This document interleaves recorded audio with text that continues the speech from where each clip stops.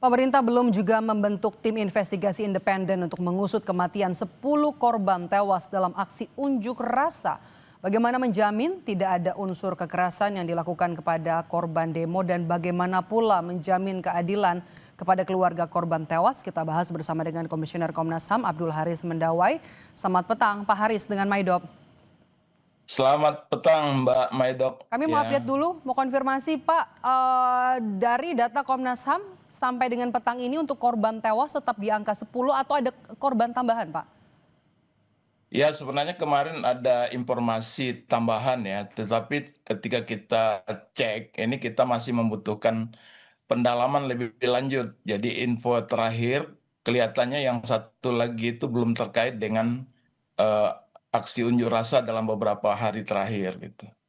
Mhm. Sehingga jumlahnya masih tetap 10 itu ya. Oke. Komnas HAM ini kan juga kemudian mendesak adanya tim investigasi soal dugaan kekerasan yang dilakukan aparat pada saat demo kemarin. Kenapa kemudian alasan mendesak? Apa kemudian indikasinya dan apa saja bukti-bukti yang sudah dimiliki oleh Komnas HAM?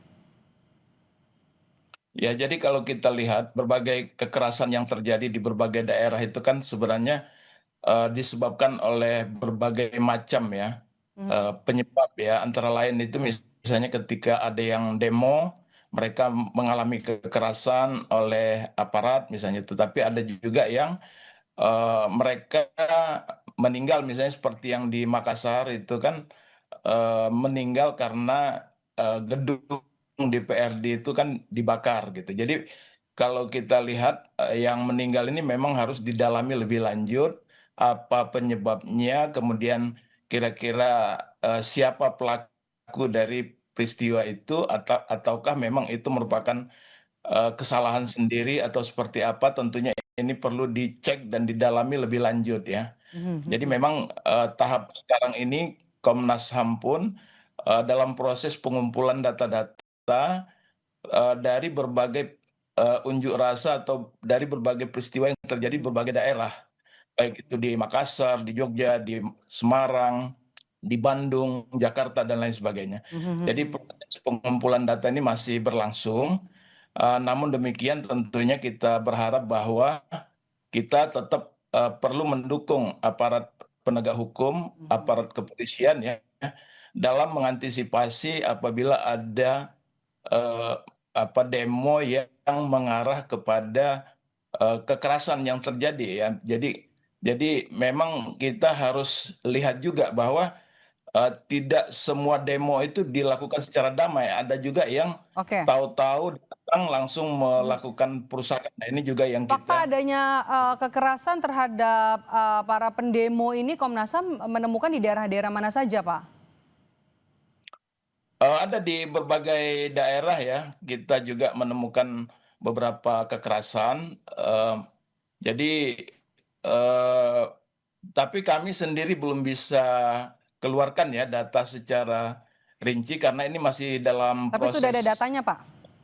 Sudah ada, sudah ada. Jadi kami ya berdasarkan pantauan yang kami lakukan, investigasi yang kami lakukan di beberapa daerah itu, sudah ada beberapa data yang menunjukkan bahwa memang ada sejumlah orang yang menjadi korban kekerasan. Oke. Tapi kan Kalau untuk 10 lagi korban Pak, untuk 10 korban ya, tewas dari data Komnas HAM yang mana saja Pak yang diduga jadi korban kekerasan aparat?